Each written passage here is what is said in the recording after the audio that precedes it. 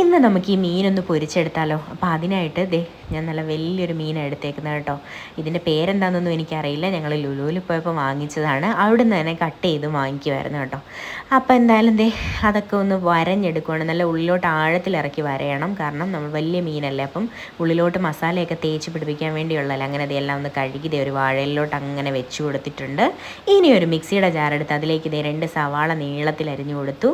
ചെറിയൊരു കഷ്ണം ഇഞ്ചി എടുത്തു. പിന്നെ കുറച്ചധികം വെളുത്തുള്ളി എടുത്തിട്ടുണ്ട്. മഞ്ഞൾപ്പൊടി, കുറച്ചേറെ മുളക് പൊടി, കുരുമുളക് പൊടിയും കുറച്ചേറെ എടുത്തിട്ടുണ്ട്. ഗരം മസാല പൊടി, ആവശ്യത്തിന് ഉപ്പ്, നല്ല കട്ട തൈരും കൂടെ ചേർത്ത് നല്ല പോലെ അരച്ചങ്ങനെ പേസ്റ്റാക്കി എടുക്കുന്നുണ്ട്. ഇനി ആ പേസ്റ്റിലേക്ക് നമ്മുടെ കയ്യിൽ വെളിച്ചെണ്ണയോ ഓയിലോ എന്താ ഉള്ളതെന്ന് വെച്ചാൽ അതങ്ങോട്ട് ഒഴിച്ചു കൊടുക്കുക. നന്നായിട്ട് മിക്സ് ചെയ്തതിന് ശേഷം നമ്മുടെ മീനിൻ്റെ പുറത്തോട്ട് ഒഴിച്ചു കൊടുത്ത് നല്ല പോലെ തിരിച്ച് മറിച്ചു വിട്ട് തേച്ച് പിടിപ്പിക്കുക. അതുപോലെ ഉള്ളിലുമൊക്കെ തേക്കുക. നല്ലപോലെ വരഞ്ഞു കൊടുത്ത സ്ഥലത്തുമൊക്കെ നന്നായിട്ട് തേച്ച് മീൻ ഫുൾ ആ മസാല എല്ലായിടവും തേച്ച് പിടിപ്പിച്ച് മാക്സിമം എത്ര സമയം നമുക്ക് റെസ്റ്റ് ചെയ്യാൻ വെക്കാൻ പറ്റുമോ അത്ര സമയം നമ്മൾ റെസ്റ്റ് ചെയ്യാൻ വെക്കണം.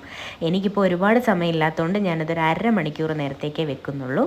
അപ്പോൾ 1/2 മണിക്കൂർ കഴിഞ്ഞ് ഞാനിത് ഫ്രൈ ചെയ്യാനായിട്ട് എടുക്കുക കേട്ടോ. അപ്പം ഒരു പാൻ ഞാൻ അടുപ്പിലോട്ട് വെച്ചിട്ടുണ്ടായിരുന്നു. അതൊന്ന് ചൂടായി വന്നപ്പോൾ അതിലേക്ക് കുറച്ച് വെളിച്ചെണ്ണ ഒഴിച്ചു കൊടുത്തായിരുന്നു. പിന്നെ നമ്മുടെ മീനേയും കൂടെ പൊക്കി അതിലേക്ക് വെച്ച് കൊടുത്തു. അപ്പോൾ ഒരു 10-15 മിനിറ്റ് കഴിഞ്ഞപ്പോൾ നല്ലൊരു മണമൊക്കെ വന്നു കേട്ടോ, ഒരു സൈഡ് മൂത്തതായിട്ട്.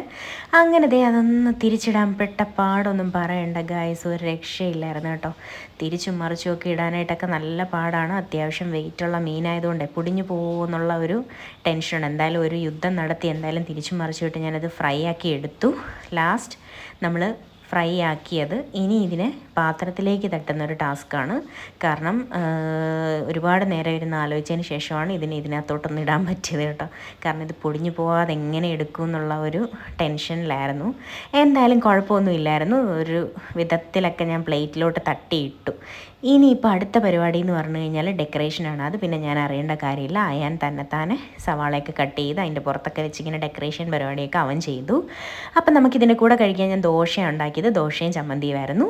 അപ്പം നമുക്ക് ഇതെങ്ങനെയുണ്ടെന്നൊന്ന് ടേസ്റ്റ് ചെയ്ത് നോക്കാം. എന്തായാലും അടിപൊളിയായിരുന്നു കേട്ടോ, ഒരു രക്ഷയില്ലായിരുന്നു. നല്ല മണവും അതുപോലെ തന്നെ നല്ല മാംസം നല്ല സോഫ്റ്റുമാണ്, നല്ല ജ്യൂസിയും ആയിരുന്നു കേട്ടോ. നല്ല ടേസ്റ്റായിരുന്നു. എന്തായാലും എനിക്ക് ഭയങ്കരമായിട്ട് ഇഷ്ടപ്പെട്ടു. അപ്പം നിങ്ങളെല്ലാവരും ഈ റെസിപ്പി ഒന്ന് ട്രൈ ചെയ്ത് നോക്കണം.